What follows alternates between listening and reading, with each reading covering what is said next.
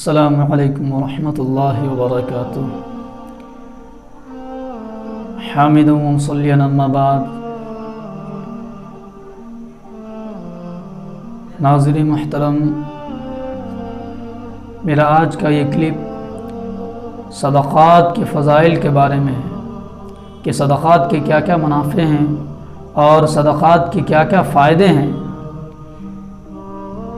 مسلم شریف کی روایت ہے، حضرت ابو ہریرہ رضی اللہ عنہ کی روایت ہے کہ رسول اللہ صلی اللہ علیہ وسلم نے ارشاد فرمایا کہ صدقہ کرنا مال کو کم نہیں کرتا، صدقہ کرنا مال کو کم نہیں کرتا، اور کسی قصوروار کے خطا کو معاف کر دینا معاف کرنے والے کی عزت ہی کو بڑھاتا ہے۔ اور تیسرا ہے کہ جو شخص اللہ کی خاطر، اللہ کی رضا کی خاطر، اللہ کی خوشنودی کی خاطر تواضع اختیار کرتا ہے، اللہ اسے رفعت اور بلندی عطا فرماتے ہیں۔ یہ اللہ کے نبی صلی اللہ علیہ وسلم بیان فرما رہے ہیں کہ صدقہ مال کو کم نہیں کرتا۔ یقیناً ہماری آنکھ جو دیکھتی ہے کہ صدقہ مال کو کم کرتا ہے، اور اللہ کے حبیب ہم سے وعدہ کر رہے ہیں، ہمیں بتلا رہے ہیں کہ صدقہ مال کو کم نہیں کرتا۔ میرے محترم بزرگوں اور دوستوں، پوری دنیا مل کر اگر کسی بات کو کہہ دے اور ایک طرف حضور اکرم صلی اللہ علیہ وسلم کی بات آ جائے تو ایک مومن حضور کی بات کو ترجیح دے گا، اور ترجیح دینا اس کے اوپر ضروری ہے۔ پوری دنیا کہتی ہے کہ صدقہ کرنے سے مال بظاہر کم ہو رہا ہے، لیکن حضور فرما رہے ہیں کہ صدقہ مال کو کم نہیں کرتا۔ یقیناً جو لوگ صدقہ کے عادی ہیں، جو لوگ اللہ کی راہ میں خرچ کرتے ہیں، انہوں نے دیکھا کہ اللہ کے راستے میں خرچ کرنے کے کیا کیا منافع ہیں، اور اللہ کیسے اس دنیا میں بھی اس کو نوازتا ہے اور آخرت میں بھی اس کو نوازے۔ دوسری حدیث حضرت ابو قبصہ رضی اللہ عنہ کی ہے کہ رسول اللہ صلی اللہ علیہ وسلم نے ارشاد فرمایا کہ میں محمد 3 چیزوں کو قسم کھا کے بیان کرتا ہوں۔ میں محمد صلی اللہ علیہ وسلم 3 چیزوں کو قسم کھا کے بیان کرتا ہوں۔ پہلا یہ کہ صدقے سے مال کم نہیں ہوتا ہے۔ کون کہہ رہے ہیں؟ اس کائنات کے بننے کی وجہ آپ علیہ الصلوۃ والسلام کی ذات مبارک ہے، وہ ذات جس کے طفیل میں اللہ نے اس کائنات کو سجایا ہے، چاند سورج ستاروں کو اگایا ہے، اور پوری دنیا کی جتنی نعمتیں ہیں اللہ نے ہمیں حضور کے صدقے میں عطا فرمائی۔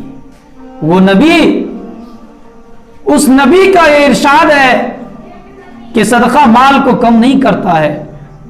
یقیناً ہمیں اس بات کا یقین ہے کہ صدقہ مال کو کم نہیں کرتا۔ اور دوسری بات جو حضور نے ارشاد فرمائی کہ میں قسم کھا کے کہتا ہوں کہ جس پر ظلم کیا جائے اور وہ اللہ کی رضا کی خاطر اس وقت صبر کرے تو اللہ اس صبر کی وجہ سے اللہ اس کی عزت میں اس عزت کو بڑھاتے ہیں۔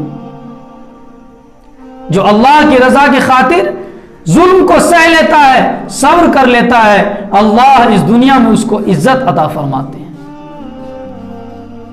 اور تیسری وہ چیز ہے کہ جو شخص لوگوں سے مانگنے کا دروازہ کھولے گا، اللہ اس کے لیے فقر کا دروازہ کھول دیتا ہے۔ یقیناً اگر کوئی حاجت مند ہے، اگر کسی کو ضرورت ہے تو وہ سوال کر سکتا ہے، سوال کی گنجائش ہے، لیکن حاجت کے پوری ہونے کے بعد بھی کچھ لوگوں کی عادت ہو جاتی ہے کہ ہمیشہ مانگتے پھرتے ہیں اور اس کو ایک کاروبار کی شکل دے دیتے ہیں کہ چلو کچھ نہ کچھ آ جاتا ہے، روز کا اگر کوئی کام کریں گے، کاروبار کریں گے تو 500 آئے گا، لیکن اگر مانگنے کا سلسلہ چالو کر دیا تو 1000 روپے 2000 آ جائیں گے۔ میرے محترم بزرگوں دوستوں، ایسا کام کبھی مت کیجیے گا۔ اللہ اس کے لیے فقر کا دروازہ کھول دیں گے، اس کا پیٹ کبھی نہیں بھرے گا، اس کے پاس مال کی فراوانی کبھی نہیں ہوگی۔ اور قیامت کے دن حدیث پاک کے اندر آتا ہے کہ قیامت کے دن وہ اس طرح حاضر ہوگا اللہ کے سامنے کہ اس کے چہرے پر گوشت کا ٹکڑا نہیں ہوگا، بس ہڈی ہی ہڈی نظر آئے گی۔ میرے محترم بزرگوں دوستوں، صدقات کے کیا فائدے ہیں؟ جب بھی آپ صدقہ کرنے کے لیے اپنی جیب میں ہاتھ ڈالیں گے، شیطان آپ کو اس بات کی طرف لے جائے گا، اس بات کی طرف رغبت دلائے گا کہ وہ بندے کیا اللہ کی راہ میں خرچ کر رہا ہے، کیا فلاں بندے پر پیسوں کو لٹا رہا ہے۔ اسی کو قرآن کریم میں فرمایا، اعوذ باللہ من الشیطان الرجیم، بسم اللہ الرحمن الرحیم، الشیطان یعدکم الفقر ویأمرکم بالفحشاء واللہ یعدکم مغفرۃ منہ وفضلا۔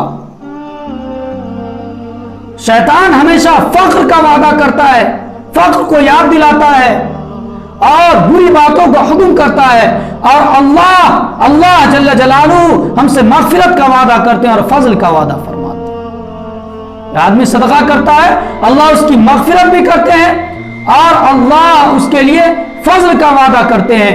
اور مفسرین نے لکھا ہے کہ اس جگہ فضل سے مراد مال کی زیادتی ہے، کہ جو آدمی صدقہ کرتا ہے اللہ اس کے گناہوں کو بھی معاف کرتے ہیں اور اس کے لیے مال کی زیادتی بھی ہوتی ہے۔ میرے محترم بزرگوں دوستوں، اس سے پتہ چلتا ہے کہ صدقہ کرنے کے کتنے زیادہ منافع ہیں، صدقہ کرنے کی کتنے زیادہ فائدے ہیں۔ اللہ ہم سب کو صدقہ کرنے کی توفیق عطا فرمائے۔ اور سب سے زیادہ ہمارے لیے ضروری ہے کہ اگر ہمارا پڑوسی کسی وجہ سے بھوکا ہے تو ہم سب سے پہلے اس کی حاجت روائی کریں، سب سے پہلے ان کی حالات کو دیکھیں، یہ ہمارے لیے ضروری ہے۔ ایک آدمی ایک پڑوسی بھوکا سو جائے، اللہ کل قیامت کے دن اس سے پوچھے گا کہ تمہارا پڑوسی بھوکا تھا اور تو پیٹ بھر کے کھا رہا تھا۔ میرے محترم بزرگ دوستو، اللہ ہم سب کو اس بات پر عمل کرنے کی توفیق عطا فرمائے۔ وما علینا الا البلاغ۔